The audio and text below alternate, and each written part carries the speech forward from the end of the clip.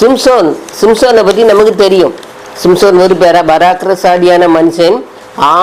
அவன் உற்பத்தி ஆகிறது கூட ஆண்டவுடைய வெளிப்பாடு மூலமாக தான் அவனுடைய தாய் தப்புனுக்கு சொல்லி தான் அவன் என்ன செய்கிறான், பிறக்கிறான்.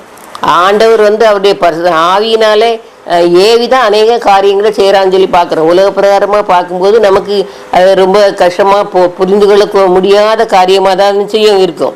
சிம்சோன் என்ன செய்கிறான், ஒரு கல்யாணம் பண்ணுறான்.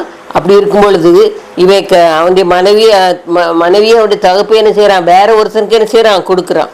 உடனே இவனுக்கு சரியான கோபம். அந்த பெலிஸ்தனுடைய மகள் அவன் நம்முடைய இஸ்ரவேல் பெண்ணாவையும் கல்யாணம் பண்ணலை. பெலிஸ்தர் அவங்க அம்மா அப்பா மட்டும் சொன்னோடனே அவங்க சொல்கிறாங்க, அது என்னத்துக்குன்னு சொன்னோடனே எனக்கு அவள் அழகானவா, அதனால் அவள் தான் வேணும்னு சொன்னோடனே என்ன செய்கிறாங்க, கட்டிக்கிட்டுறாங்க.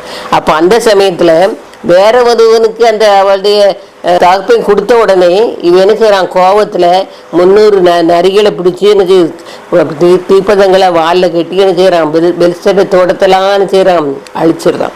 உடனே இஸ்ரவேல அவனை சொல்கிறாங்க, இஸ்ரவேலரை அவனுடைய சொந்த ஜனங்களை அவனை பிடிச்சி பெலிஸ்தர் கையில் கொடுத்துட்றாங்க.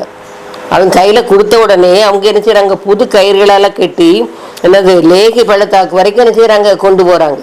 கொண்டு போன உடனே அவன் என்ன செய்கிறான், அத்தனை பேருக்கு வேறையும் என்ன செய்கிறான், அந்த பள்ளத்தாக்கிட்ட போன உடனே கத்தருடைய ஆவி அவன் மேல் பலமாக என்ன செய்தாராம், இறங்கினாராம். மோசமானவன் தான், நல்லவனே இல்லை. ஆண்டவர் எதுக்காக அவனை உற்பத்தியாக்கினாரோ பிறக்க வச்சாரோ அதெல்லாம் மறந்து அவன் தன்னுடைய சுய இச்சையினால நடந்தான். ஆனாலும் கொடுங்க பாருங்க, அவன் என்ன செய்கிறானா, ஒரு அவனுடைய கயிறுகள்லாம் அவனை கெட்டி வச்சிருந்த கயிறுகள்லாம் நெருப்புப்பட்டது போல என்ன செய்யுது, அப்படி அருந்து போயிட்டான். அது மட்டும் இல்லாமல் ஒரு கழுதை தாடை எலும்பி எடுத்து என்ன செய்கிறானா, 1000 பேரை என்ன செய்கிறானா, கொல்றானா. 1000 பேரை கொண்டாச்சுன்னு சொன்னாச்சுன்னா பாருங்க, ஒரு மனுஷன் ஒரு கழுதை தாடை எலும்பை வச்சு 1000 பேரை கொல்றான். அவனுக்கு அப்படி ஒரு சோர்வோடு சேர்த்தவனுக்கு தாகமும் என்ன செய்து வருது.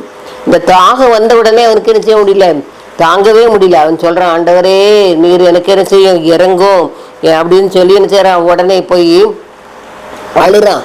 இப்போ நான் இந்த நேரத்தில் இருந்தேன், நான் அந்த பெலிஸ்தர் பல எப்படி என்ன செய்வாங்க, மேற்கொண்டுருவாங்க, என்னை கொண்டு போட்டுருவாங்களே அப்படின்னு சொல்லி எனக்கு தண்ணி தாகத்தில் நான் சாகணுமா அப்படின்னு சொன்னோன்னே இந்த லேகிங்கிற பள்ளத்தாக்கில் தண்ணி என்ன செய்யுது, ஓடி என்ன செய்யுது, இது வந்துடுது.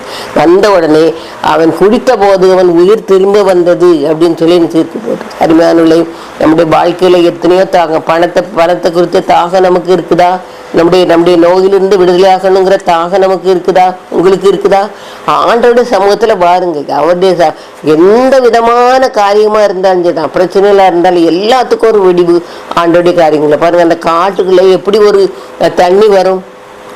நான் ஒரு டாக்டரமாக ஒரு சாட்சி சொல்கிறத நான் கேட்டேன். அவங்க அந்த ஆஸ்பத்திரி கட்டணும்னு நினச்சாங்களாம். நினச்சிட்டு உடனே சரியாக முதல்ல ஒரு போர்வெல் போட்டால் தானே தண்ணி வேணும், கட்டடம் கட்டணும்னு சொல்லி போட்டாங்களாம். போட்டாச்சுன்னு சொன்னால் போட்டுகிட்டே இருக்காங்களாம். 300 அடிக்கு மேலே போட்டால் தான் தண்ணியே வரலையாம். உடனே இவங்களுக்கு ரொம்ப மனசுக்கு வருத்தமாக இருந்துச்சு. அந்த போர் போட்ட ஆட்கள்லாம் சொன்னாங்களே, எமாங்கலையும் தண்ணி கிடையாது, அதனால் நம்ம இன்னொரு இடத்துல வேணா போடுவோம் அப்படின்னு சொல்லிட்டு அந்த அம்மா சொன்னாங்களாம், கையில் காசு கொஞ்சம் தான் இருக்குது, நம்ம திரும்ப நம்ம ஒவ்வொரு இடமா போட்டுக்கிட்டு இருக்கிறத விட நான் ஜோம் பண்ணுறேன், ஆண்டவர் எனக்கு என்ன செய்வார், உதவி செய்வார் அப்படின்னு சொல்லிட்டு இன்னும் கொஞ்சம் நீங்கள் என்ன செய்யுங்க, ஆழமாக அந்த போரை போடுங்க அப்படின்னு சொன்னாங்களாம்.